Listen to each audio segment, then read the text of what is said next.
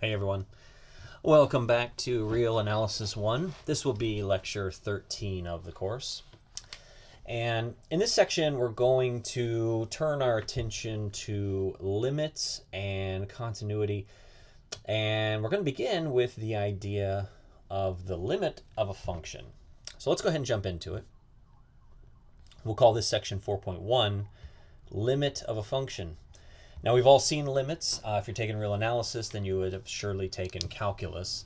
And in calculus, you encounter limits, and the priority in calculus is being able to evaluate limits and to identify when and if a limit exists.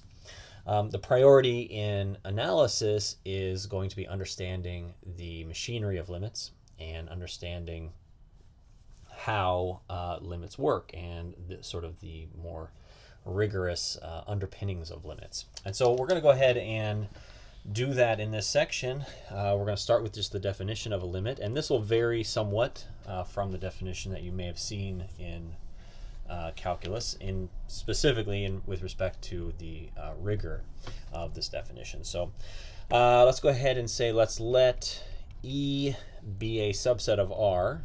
So a subset of real numbers. E is a subset of real numbers. And F, a real valued function with domain E.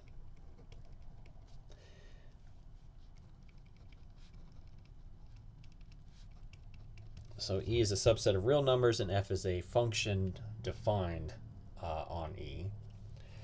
We're going to suppose that P is a limit point of E. Okay. Then the function F has a limit at P, we'll say, if there exists a real number L, right? There exists a real number L such that for all epsilon greater than 0, there exists a delta greater than 0 for which f of x minus L is less than epsilon whenever x is in E satisfying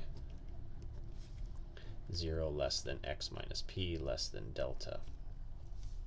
Okay, so this is the definition of the limit of a function that we're going to go with for real analysis. Now, you would have seen aspects of this in calculus, but obviously we didn't use the terminology limit point at that time. But limit point, we now know how to think about a limit point, and we bring that into the definition here. Now, of course, the notation will be the same. We notate this all as before. We'll say that the limit as x approaches p of f of x equals L, right, if the above definition conditions hold. We also will introduce this notation where we might say that f approaches L as x approaches p. It sort of depends on the context. I mean, they both mean the same thing. But just depending on the context, one might be more convenient than the other. So now visually, we know what this looks like, but let's kind of draw it up here just to make sure. So I've got some kind of a function. All right, this is my f.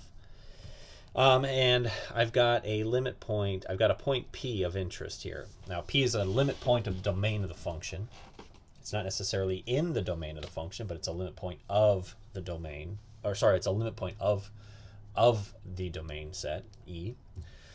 Okay, and so, and you can see that this would evaluate to something like this, which over here we would call L. Right, now the idea is you give me an epsilon greater than 0, and in practice, this is a very small quantity. You give me a quantity that's very, very tiny, really close to L, and I can think of that as producing an interval, L minus epsilon and L plus epsilon, right? And if you do this, then I can go find a delta such that p minus delta, p plus delta, the interval surrounding p, is such that I'm within your epsilon range of the limit, right? And the idea here is that, of course, epsilon can be as small as you want, right? Which means you can get infinitely close. And really, I mean, I use air quotes here. You can get infinitely close to L, right? You can get infinitely close to this limit by just choosing a smaller delta at each spot. So for any choice of epsilon, that i.e. as small as you like, i.e. infinitely small, we can always find a region about P where all of the points evaluated in that region will be in the epsilon region, right? So any point evaluated in this delta neighborhood of P is going to necessarily be in the epsilon neighborhood of L. Okay. All right, and that's the idea. Now, of course, we've seen this before. What's new here is we can talk about things in terms of neighborhoods. We know that P is now this thing called a limit point, which means that there's lots of points around P, no matter how close you get. And so one of the things that kind of confuses people here is, you want to note that P is a limit point, but it's not the limit.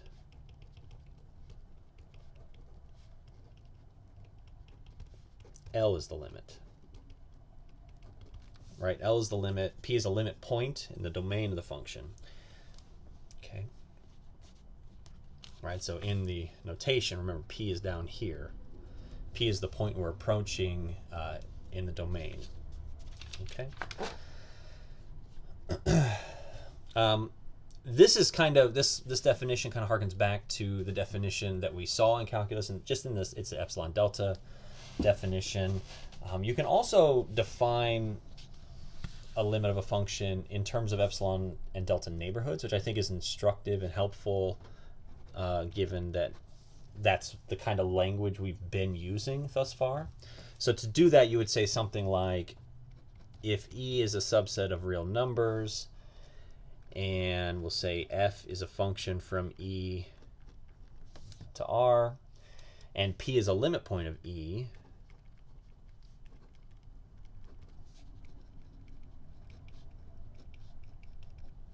okay, so E is a subset of real numbers, f is a function from E to R, P is a limit point of E, then we could say that the function f approaches L as x approaches P if and only if, for all epsilon greater than 0, there exists a delta greater than 0, such that f of x is in the epsilon neighborhood of L, not P, sorry, L. F of x is in the epsilon neighborhood of L for all x in the delta neighborhood of P. And I guess technically you'd want to say for all x in this set, I'll just write it here, E and the delta neighborhood of P, but not P, minus P itself. All right, so you can think of this as really just the delta neighborhood of P with a few other considerations, meaning that specifically we have to be in the domain. That's the E part, and then x can't be P. It's got to be very close to P, but not be P, right? But really, this is just f of x is in the epsilon neighborhood of L whenever x is in the delta neighborhood of P, but not actually P. Okay, right? So this is another way to say it, right? And this is in some ways more straightforward, I think, because it, we know this is an interval. This is also an interval. Whereas up here, we're talking about, distances, right? Which is the same idea, of course, but this sometimes I think the neighborhood concept is a little bit more palatable for me personally. That may not be true for everybody. Okay, so this is kind of another way to define the limit of a function. A couple things to note here. P must be a limit point of E, right? Now, when you were studying limits in calculus, we didn't talk about limit points. It hadn't been defined. We didn't have you didn't at that time we didn't really have the mathematical sophistication or maturity to really grasp what a limit point was. But it's clear now, right? I hope that P has to be a limit point of V, because if we choose a very, very tiny delta and P is not a limit point of E, it's entirely possible that there may not exist an X in the domain that's inside that delta neighborhood of P and not P itself, right?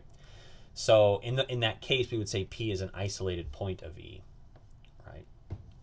And the definition just doesn't work then, right? It just simply doesn't work to say there exists a delta such that whenever X is inside the delta neighborhood, f of X is inside the epsilon neighborhood. It doesn't make sense if there are no other X's in the delta neighborhood, right? So the first thing to note is that P must be a limit point of the domain, or the definition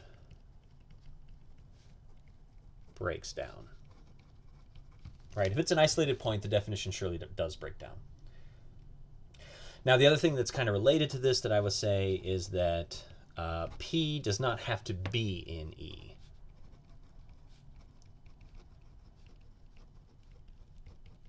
Right? P is not necessarily in the domain of the function. And if you think back to Calc 1, you can probably recall instances where a certain function wouldn't be defined at a point, and yet you're trying to find the limit of the function at that point. That's an example of this. P not being actually in the domain, but it's still a limit point of the function. Okay? All right. So that's the definition of the limit of a function. Let's do some examples. Now, this lecture would certainly be broken up in two parts. The rest of the part A, I think I want to spend doing examples. I want to make sure we get lots of good examples of how to identify and prove certain things about certain functions have a certain limit. So we'll start with a simple one. Let's consider this constant function, not constant function, but the identity function, f of x equals x. And we want to show, so let's show that the limit as x approaches p of f of x is equal to p, right? Certainly, you can imagine no matter what number I put in here, I get that number out, right? And so the limit is going to be that number. But how would we prove this? You know, how would we use the definition to prove this? Well, we would start by saying let's let epsilon greater than 0 be given. Okay, and this is always the way you want to start these things. You want to start by saying, look, the choice of epsilon is arbitrary as long as it's larger than 0. It works. And once you have the epsilon, once you're given the epsilon, you then want to figure out how to choose delta. And in this case, it's very straightforward. So if we let epsilon greater than 0 be given, we can choose delta equal to epsilon in this case. And we'll see why in a second here. But usually there's a little bit of work kind of off to the side that has to be done to figure out what your choice of delta needs to be. Your choice of delta could depend on will depend on the function, obviously, and it can also depend on the point that you're looking at. Now, it's not always the case that the delta that you choose will be the same for a given function. Certain parts of the function's domain may be easier to identify the delta for than others. In this case, it doesn't matter. It can always be the same, right? But we will say, okay, let's let epsilon greater than 0 be given, and let's choose a delta, in this case, equal to epsilon. Okay, and so then we would say, we assume that 0 is less than x minus p, which is less than delta. All we're saying here is that we're considering points x in the domain of f that are very close to p, and specifically, they're less than delta distance from p. Okay, so they're very close. And the linkage between delta and epsilon is through your choice of delta here. right? And sometimes it's straightforward like this. Other times it's quite a bit more difficult. Generally, it's more difficult than this. This is a simple case. Okay, so we assume that x is within delta of p. Another way to say this is to say assume x is in the delta neighborhood of p, right? But of course isn't equal to p itself. And then implicit here, x has to be in the domain of f. Okay, x is in the set E in this case, right? Right, so if this is true, then we say, all right, well, f of x minus L, what is that? That's the value of the function at x minus the proposed limit point. Well, what is the actual function? The function is x, so this is x minus L. Okay, and what is L presumed to be? Well, we're trying to show that L is equal to P, so this is x minus P. Okay, and what can we say about x minus P? Well, in this case, we can say that x minus P is less than delta. We're assuming that we're very close to P and within delta of P. And so that means this is less than delta. And how do we choose delta? What's delta? Well, delta is equal to whatever epsilon you've given me. Okay, and that's it, right? What we've shown is that the function evaluated at x is within epsilon of the limit whenever 0 is less than x minus p, which is less than delta. Whenever we're within delta of p, then we're within epsilon of L. Okay, and that would be the end of this proof. Of course, this is a very simple example. Generally, the complexity arises here in trying to figure out what delta is appropriate given the function and given the limit that you're trying to evaluate. Both the limit point and the limit itself can influence how you choose your delta. Okay, let's do another kind of simple example. In some ways this one is simpler, but I might say it's a little bit trickier just because it's kind of, it's just a slightly weirder. But what about a function that's constant? All right, so what's a constant function look like? So I've got my x, I've got my f of x, and then I've got some c here, and the function is equal to that for all values of x. And what I want to say is that the limit as x approaches p of this function is c. Right, so the limit of a constant function is the value that the function takes on. Well, it's kind of obvious that that's true, but how would we demonstrate it using the definition? Well, let's let epsilon greater than 0 be given. Okay. Now in this case, you can choose any delta you want, actually, but I'm just going to hold off on choosing a delta. And this deviates slightly from how you would want to do this, but usually you'd have to choose a delta. There's a lot of manipulation, a lot of derivation that takes place between the epsilon being given and the choice of the delta. But in this case, I'm just going to jump straight to the punchline here. I'm going to say, okay, then what do we have? We've got f of x minus L, right? And what is f of x? F of x is c. What's my proposed limit? It's c. This is equal to 0, right? And of course, that's less than epsilon for any delta greater than 0, right? The distance between the function and the limit is actually 0. So obviously that's less than any epsilon greater than 0, and the delta really didn't play into this at all. Okay. So there's two examples of limits. I want to take a look at another one that's a little harder, super easy to evaluate, but a little harder to prove. What about this example? F of x equals x squared. Okay.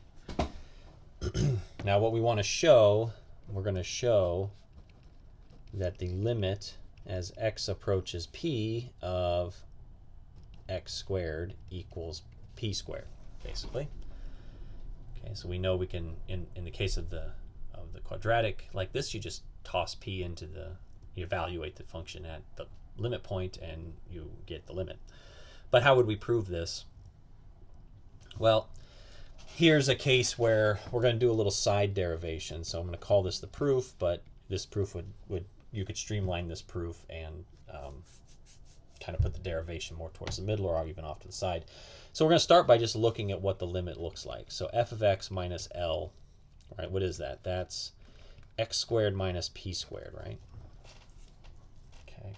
Now, this is equal to x minus p times x plus p. Okay. And we know that this would be less than or equal to, if I want to break up one of these. I want to break up the plus, right? So I want to say that this is less than or equal to, sorry about that, what's that? It's kind of crooked there. Less than or equal to, we'll say x plus the absolute value of p, absolute value of x plus the absolute value of p times x minus p. All right, now the x minus p part is important because x is going to be within delta of p, so we want to kind of keep that term. But this other piece, this x plus p, is problematic, so we're going to mess around with that. Okay, now we've got this thing here. And I'm just going to say that that's equal because I'm going to do a little bit of jazz here, and we're going to come back to this. Now, usually when we're talking about the limit of a function, we're interested in the limit, we're interested in the values that emerge when we're very, very close to the limit point, right? So in this case, we can kind of limit our search to where x minus p is less than 1. Certainly you can consider x minus p greater than or equal to 1, but really to prove that the limit exists, we want delta to be tiny, and so we are interested in this region. Okay, and so if this is true, if x minus p is less than 1, this implies that the absolute value of x would have to be less than the absolute value of p plus 1. Okay? Right? The distance between x and p, if it's less than 1, then the value of x has to be less than the value of p plus 1. Okay? Right? And so this is just kind of a side thing. Okay? Now the thing to note here using this is that if this is true, right? If x is less than 1 in distance from p, then we have something like this: the absolute value of x plus the absolute value of p. That's got to be less than what we just said, that x is less than p plus 1 here, right? And then of course that's there, right? And so this would be 2 times the absolute value of p plus 1, right? And so this is a side note. Right, this kind of comes from this. Okay, so what I want to do is I want to go back to this thing. So I had that f of x minus L is equal to the absolute value of x squared minus p squared, which we said can be broken up into absolute value of x minus p times the absolute value of x plus p, and that's less than or equal to this absolute value of x plus the absolute value of p, that whole quantity, times the absolute value of x minus p. Okay, and so I want to pick it up from there. Right, and so I'll just rewrite it down here just to make sure the chain is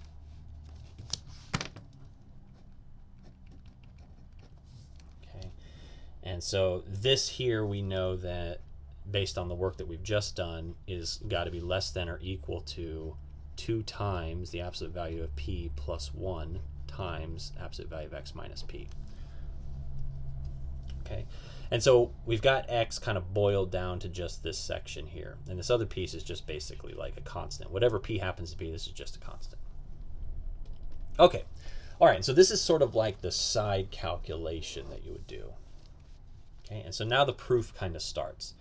Let's let epsilon greater than 0 be given and choose delta such that delta is equal to the minimum of 1 or epsilon over 2 times the absolute value of p plus 1. So you can kind of see where we're going here. Okay. All right, so this is kind of matching what we determined up here. Okay. And so if we choose delta in this way, then whenever 0 is less than x minus p is less than delta, we have the following. F of x minus L equals x squared minus p squared, which is less than, this is what we just kind of showed up top here, 2 times the absolute value of p plus 1 times x minus p, right? And now we know that x minus p is less than delta, so this whole thing here is less than 2 times the absolute value of p plus 1 times delta. And then what is delta equal to? Well, we chose it, right? We chose delta, so this is 2 times the absolute value of p plus 1 times epsilon over 2 times the absolute value of p plus 1. Right? And of course, that's just equal to epsilon. All right. And so this is an example where the choice of delta wasn't totally straightforward. You always you start with the fact that, start with the function and the limit point you're trying to prove, and figure out what your delta needs to be in order to make the proof work for any epsilon. Okay? And now, of course, if the limit doesn't exist, then you're not going to be able to do this. But if the limit does exist, you should be able to do this. And so that would be the end of this proof. Perfect. All right, very good. Let's take a look at another example. Okay, here's one that will look possibly familiar. I certainly remember seeing things like this in my calculus course, x squared minus 4 over x minus 2. And we're interested, and so this function would be defined, the domain here would be basically all real numbers that aren't equal to 2, right? So negative infinity up to 2 and 2 up to positive infinity. Now, 2 is a limit point, clearly, obviously. It's just one point plucked out of the whole real number line, so obviously there's, the numbers are dense around it. But what we're interested in is what's the limit of this function at 2. So let's show that the limit as x approaches 2 of x squared minus 4 over x minus 2 is equal to 4. Okay, so this one is pretty straightforward. Let's let epsilon greater than 0 be given. And again, in this case, we can choose delta equal to epsilon. Okay, and so then if we assume that 0 is less than x minus 2, which is less than delta, then what do we have? What's f of x minus L? Well, it's x squared minus 4 over x minus 2 minus 4, like this. And then, of course, this numerator is x plus 2 times x minus 2, and the x minus 2's cancel, and so you really get x plus 2 minus 4. And that, of course, is x minus 2, absolute value of x minus 2. And x minus 2, turns out, we're assuming that x minus 2 is less than delta, so this is less than delta, which is equal to epsilon. Okay, so super straightforward in that example.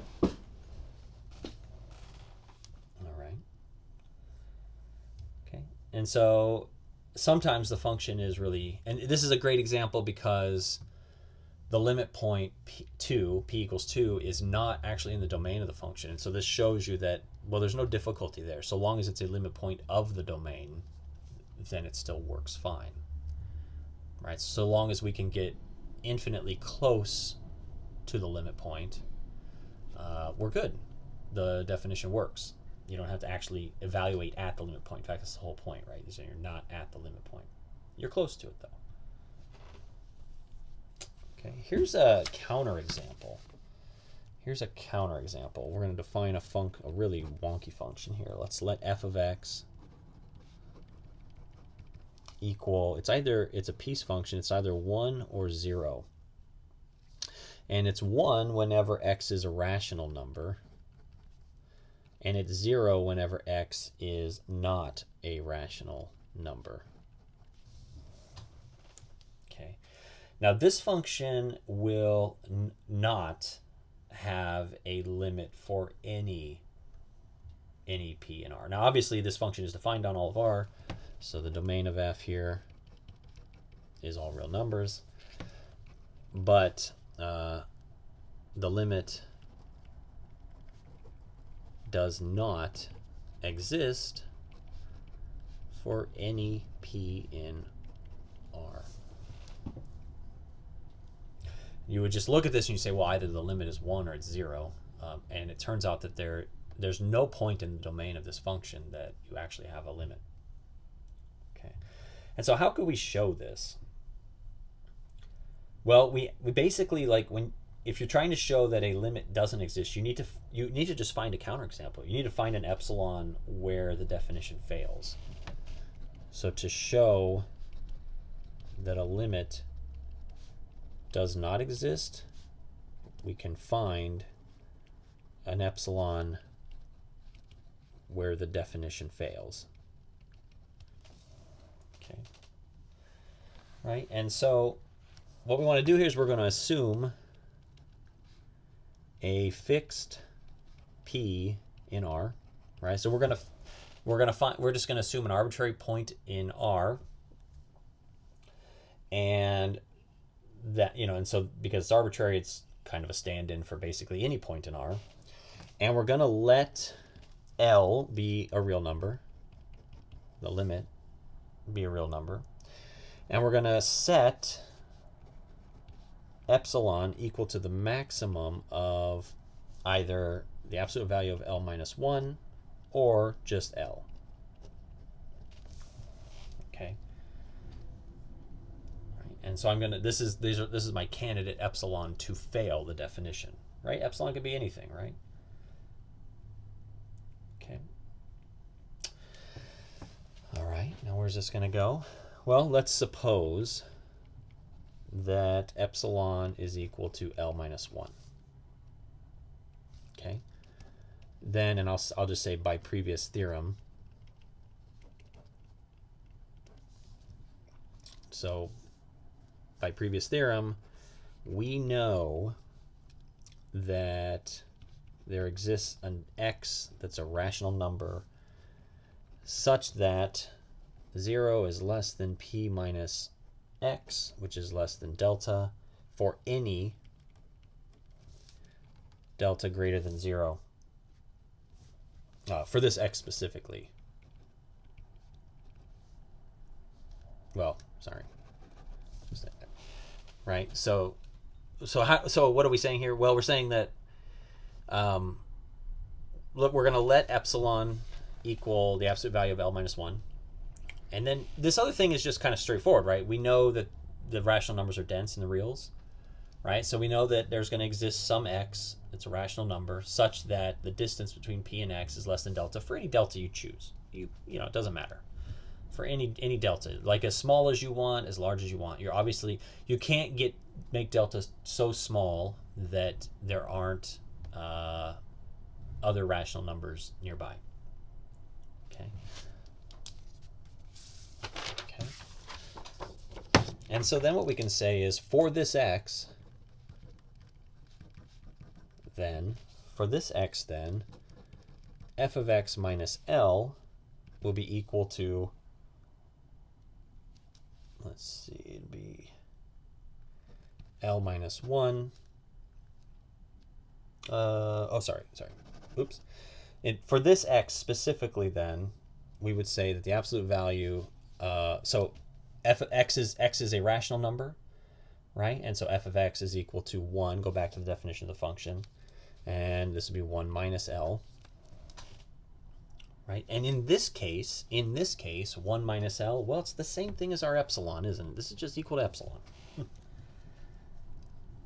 Okay? And so if x is a rational number, then we have a value. I've just found an epsilon such that the distance between the function evaluated at x and the limit is equal to epsilon, not less than epsilon. And it's true for the other case as well. So also, if epsilon equals the absolute value of L, remember we said we'll let epsilon equal the max of L minus 1 or L.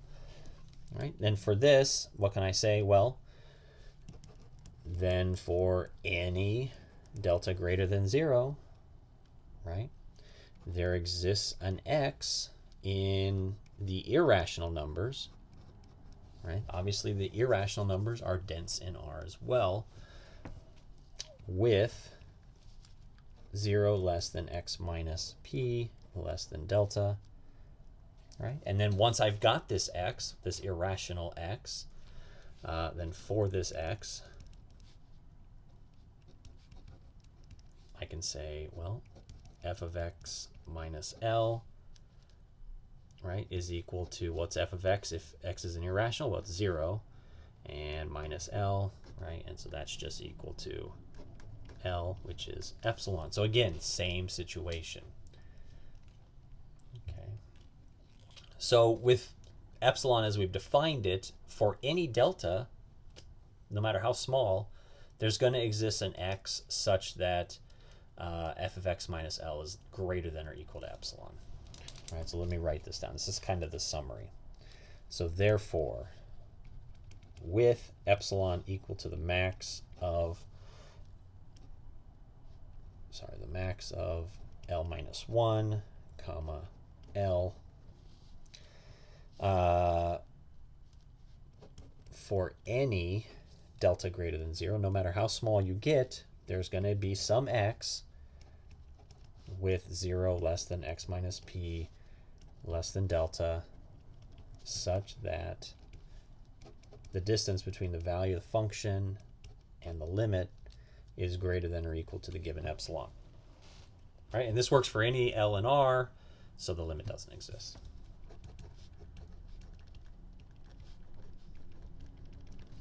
Right, now hopefully this is like, in this case of this example, you can just see how this would be the case, right? Like the function has two values, right? It's either 0 or 1,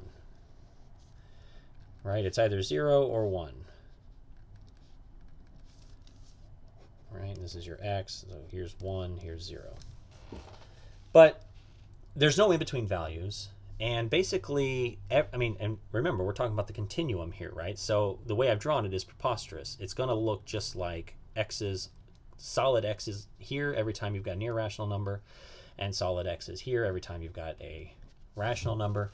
So the value is either 0 or 1, and there's literally no gap between the oscillation. The oscillation rate is just so fast that it, there is no limit, right? You can never isolate it down to just being 1 for a period of time or just being 0 for a period of time. It's constantly flipping. Irrational, rational, irrational, rational, just flipping back and forth.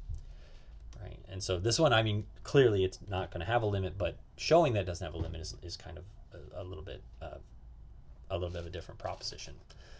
Okay, very good. So those are the examples that I had. And of course, any function that you know the limit of, you can go out and try to prove that limit. And I recommend doing a bunch of them. Go find some, start with the easy ones, get used to it, and then move on to functions that are a little trickier. And some you won't be able to prove that are just going to be too tricky. The choice of delta would be too weird. But just know that if the limit does exist, then it is possible to prove it using this definition.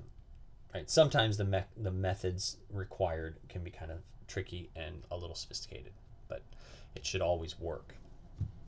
Okay, so I'm going to pause the video here, and there'll be a part B where we kind of go into additional theorems and properties of limits of functions.